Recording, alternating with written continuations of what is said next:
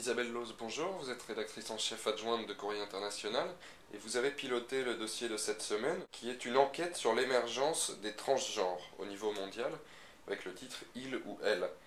Est-ce que vous pouvez nous présenter un peu ce dossier? Alors, on a eu l'idée de faire ce dossier parce que on s'est rendu compte qu'il y avait un faisceau d'événements concomitants qui concernaient donc les personnes transgenres. Il y a l'élection en Pologne aux législatives d'octobre dernier d'Anna Grodzka, qui est donc une transsexuelle. Et cet événement, évidemment, a beaucoup étonné dans un pays qui n'a pas la réputation d'être disons, très ouvert à la différence. Donc il y a eu ça.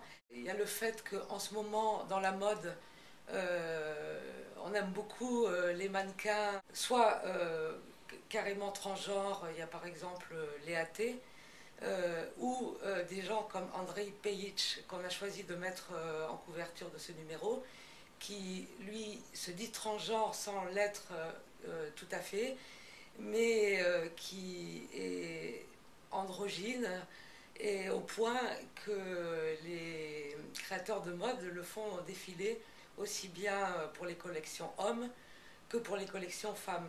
Par exemple, Jean-Paul Gaultier, en janvier dernier, il avait fait défiler en robe de mariée. Ensuite, on s'est rendu compte que des personnes transgenres s'exprimer maintenant dans la presse grand public. Par exemple, dans le New York Times, une chroniqueuse régulière du New York Times est transsexuelle. Dans la presse indienne aussi, dans un journal de Bombay, DNA, qui est vraiment un des grands journaux de Bombay. Donc tout ça nous a fait nous dire qu'il y avait quelque chose quand même d'intéressant à raconter, d'autant que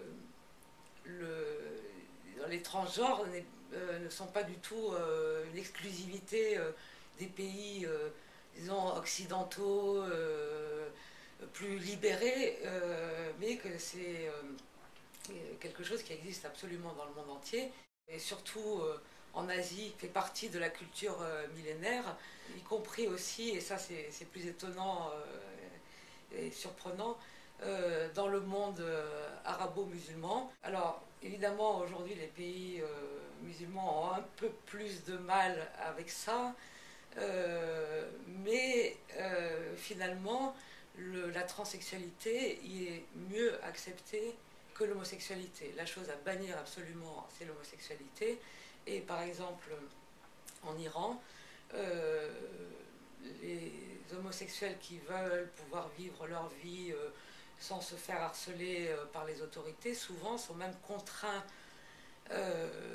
à subir des opérations de changement de sexe et donc finalement à vivre comme des transsexuels qu'ils ne sont pas.